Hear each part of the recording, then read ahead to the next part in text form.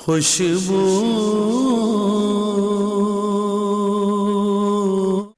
بسم اللہ الرحمن الرحیم الصلاۃ والسلام علیک یا رسول اللہ وعلی آلک و اصحابک یا حبیب اللہ۔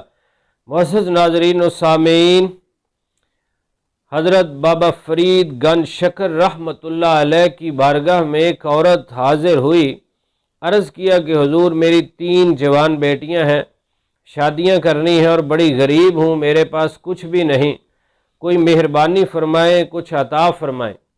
تو آپ کا لنگر چلتا تھا، کیونکہ اللہ کے نیک بندوں کا یہ طریقہ ہے، لا طمع لا منع لا جمع، طمع کرتے نہیں اور مل جائے تو منع کرتے نہیں، اور جب آ جائے تو پھر جمع نہیں کرتے، لنگر چلتا ہے، غریبوں کی امداد ہوتی ہے۔ تو آپ نے مریدوں سے فرمایا کہ اس بی بی کی خدمت کرو، دیکھو جو کچھ ہے اسے دے دو۔ تو مریدوں نے عرض کیا کہ حضور ہمارے پاس اس وقت کچھ بھی نہیں ہے۔ تو بی بی صاحبہ رونے لگیں کہ مجھے تو ضرور چاہیے، میں بڑی مجبور ہوں۔ تو آپ نے فرمایا کہ ایک مٹی کا ڈھیلا لے کر آؤ۔ وہ مٹی کا ڈھیلا لے آئیں اور آپ نے اس پر درود شریف پڑھ کے سورۃ اخلاص پڑھی، قل ھو اللہ شریف پڑھ کر جب پھونک ماری سونے کا بن گیا۔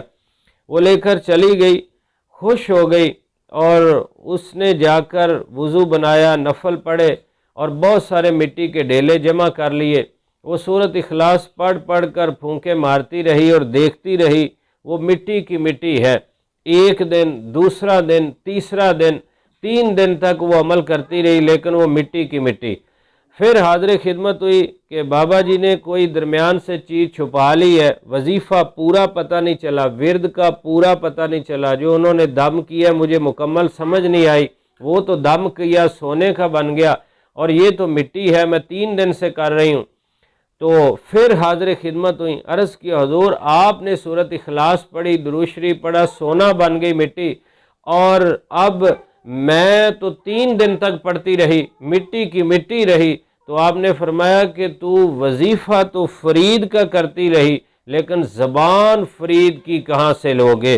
تو بہت ہی پیاری بات ارشاد فرمائی کہ جو اللہ کے ولی ہیں، نیک بندے ہیں، ان پر اللہ کا خاص فضل ہے، ان کی زبان ہر وقت ذکر اللہ سے تر رہتی ہے، وہ ذکر کرتے ہیں، درود پڑھتے ہیں، اور کانوں سے اچھی گفتگو سنتے ہیں، آنکھوں سے اچھا دیکھتے ہیں، ان کے زبان، کان، ناک ہر اس اللہ کی فرما برداری میں رہتا ہے، تو پھر اثر بھی پیدا ہوتا ہے۔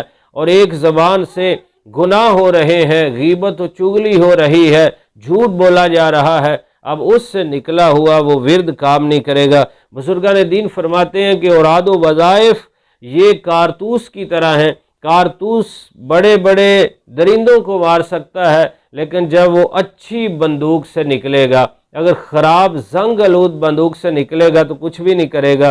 اسی طرح یہ اوراد و وظائف، یہ دم درود، یہ کارتوس کی طرح ہیں، ان سے بڑے بڑے کام ہو جاتے ہیں، لیکن زبان بھی پہلے پاک ہونی چاہیے، صاف ہونی چاہیے۔ اسی لیے عاشقان رسول اللہ کے ولیوں کی بارگاہ میں جا کے، نیک بندوں کی بارگاہ میں جا کے دعا کرواتے ہیں کہ ان کی زبان سے نکلے ہوئے جملے اللہ کی بارگاہ میں قبول ہو جاتے ہیں اور گناہ گاروں کی بھی بگڑی بن جاتی ہے۔ تو جہاں اس سے ہمیں پتہ چل رہا ہے کہ نیک بندوں سے دعا کروانی چاہیے، نیک بندوں کی بارگاہ سے اپنی مشکل کا حل کروانا چاہیے، وہیں یہ بھی پتہ چل رہا ہے کہ ہم بھی اپنی زبان کو، اپنے دل کو، اپنے کانوں کو، آنکھوں کو صاف رکھنے کی کوشش کریں۔ ان السمع والبصر والفؤاد کل اولئک کان عنہ مسئولا، بے شک کانوں سے، آنکھوں سے، دل سے، ان سب سے سوال ہونا ہے۔ دل یاد لئی بنایا اے تعریف لئی زباں، اکھیاں بنائیاں سونے دے دیدار واسطے۔ اللہ رب العزت ہمیں عمل کا جذبہ نصیب فرمائے اور شان اولیاء بھی سمجھنے کی توفیق نصیب فرمائے۔ آمین بجاہ النبی الامین صلی اللہ علیہ وسلم۔